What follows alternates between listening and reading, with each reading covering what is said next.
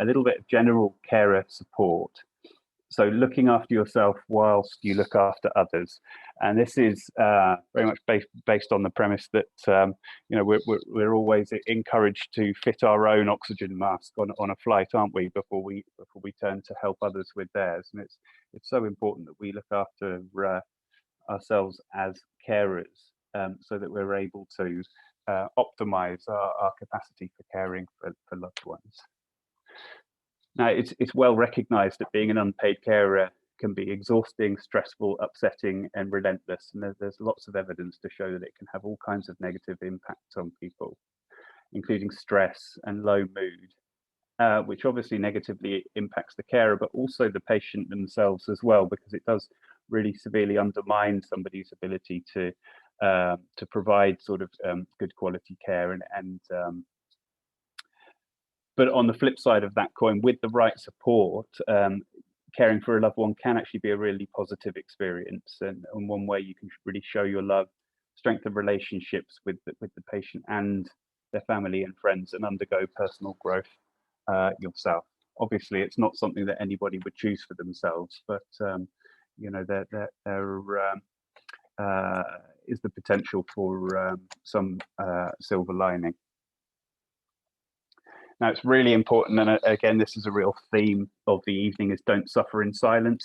Reach out to the health and social care professionals involved, be that the National Prion Clinic or Blair and Margaret, and ask for information, guidance, support, signposting, practical help. Speak to family and friends, people you trust for emotional support. It can be really useful to speak to people that you know well, who can provide that sort of reassurance and help you get to a point of acceptance for the situation that you found yourself in. Equally, speaking to people, health and social care professionals sometimes can be more beneficial, because you know, you're able to speak openly and honestly to them in confidence. Obviously, contacting a charity specifically set up to support carers. We'll have a look at some of them in just a moment and some of their contact details. And obviously a disease-specific charity like the wonderful CJD support network and all the great work that they do.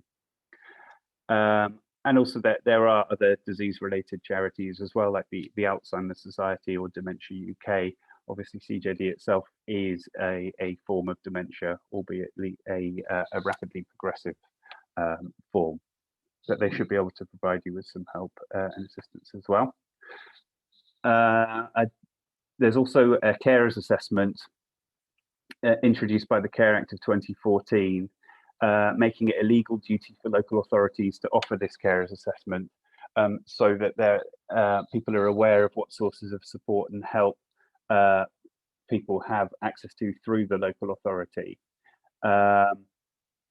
And you can request that yourself directly, or you can ask your allocated nurse to assist you with that.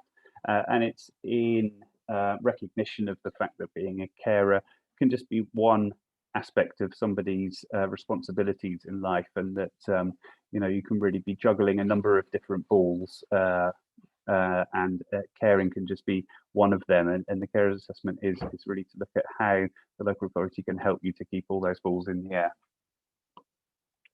Carer centres can be really useful as well, an excellent source of support, information and advice. There's a link there which can help you to actually find your local carers group.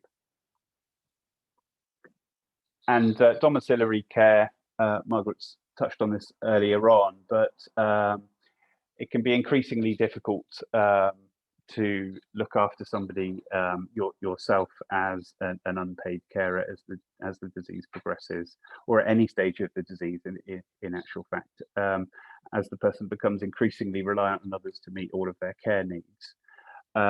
So accepting domiciliary care can be a very good idea, and you must speak to your allocated nurse about how you might go about accessing that domiciliary care, which can be provided either through the local authority or under a scheme called NHS Continuing Healthcare, where your local clinical commissioning group will assign a care manager who will help to set up a package of care and also fund it if continuing healthcare is available. Respite is also a useful thing to bear in mind. Caring for people is tiring, and the stress and tiredness that can come with that can make it hard to remain calm and composed in challenging situations. You bear in mind that respite is a really good chance to either get a paid carer to come in for maybe just a few hours to give you time to go off and do something for yourself, whether that's just have a nap or go for a walk or do something which is really focused on you.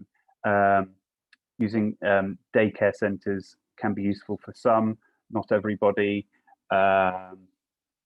particularly in the earlier stages of the illness. That can be useful, or a short stay in a care or nursing home, be that a week or 2 weeks, just to give you a significant amount of time away from that caring responsibility, so you can have a real good break, and do talk to, again, your allocated nurse about how you might access that. So I'm preaching to the converted here, obviously, but the CJD support network is the only UK charity providing emotional and practical support for all strains of CJD and for those who are at greater risk of CJD. And their helpline there is open 9 till 9 every day for information and support. And they're an excellent source of information through their fact sheets and newsletter as well. And very quickly touching on benefits that are available to carers. So you might be eligible for one or more state benefits to help with the costs and potential loss of earnings. For example, carers allowance, which is means tested. You have to earn less than or equal to £128 after tax to be eligible for that. Carers credit can help with gaps in the national insurance record for your state pension. Carers premium is actually automatically added by the DWP if you're already in receipt of certain benefits. And there's a link to a calculator there, which Beth will send out to find out what you might be entitled to, and another link on how you can actually go about claiming those benefits that you might be eligible for. And this is a little slide on some sources of help specifically to carers. And really, I'm just going to finish with this last slide, which reminds you to take care of yourself, and that sometimes you get so busy taking care of others that you forget that you are important too. So do remember that. So that is the end of the presentation. Thank you so much for your attention and concentration this evening.